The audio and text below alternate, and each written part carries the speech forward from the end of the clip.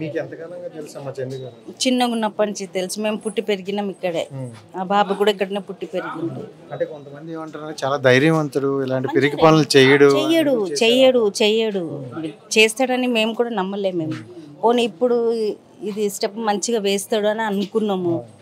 ఒకటి ఇట్లా ఉంది కదా, తర్వాత మంచిగా అవుతాడు ఏమో అని అనుకున్నాం. ఆ 2-3 రోజులనే మేము ఇంత ఒక్కొక్క వాళ్ళు ఒక్కొక్క డిసిషన్ తీసుకొని మంచిగా ఉంటాడని అనుకున్నాం. ఎందుకంటే చిన్న చిన్న పిల్లలు ఉన్నారు కదా, భార్య పిల్లలు ఉన్నారు. ఎంతకైనా భార్య పిల్లలు తప్ప వేరేళ్ళు ఎంతమంది ఉన్నా వేస్ట్, మధ్యలోనే వెళ్ళిపోతారు. దానివల్లనే బాధగా ఉంది. అండ్ 2 తెలుగు రాష్ట్రాల్లో చూసుకుంటే అందరికి అంటే ఇంటికి వెళ్ళిపోయాడు అనమాట. ఎందుకంటే సీరియల్లో ప్రతి ఇంట్లోనే ఉంటాడు అనమాట. అది ఖచ్చితము. కష్టమే కదా. మాకు బాధగానే ఉంది. మేము రోజు సీరియల్ చూస్తాం కదా, మాకు బాధ. మా ఇక్కడ ఉన్నా మేము తన సీరియల్ చూసేవాళ్ళం కదా. ఈ మధ్యన సినిమాలకు కూడా మంచి ఛాన్స్లు వచ్చాయి అనుకుంటున్నారు. అంతవరకు ఇది అయిపోయింది కదా, ఏమనలేదు. మీకు ఎప్పుడు తెలిసిందమ్మా ఈ న్యూస్? నైటే తెలిసింది, నిన్న నైటే తెలిసింది మాకు.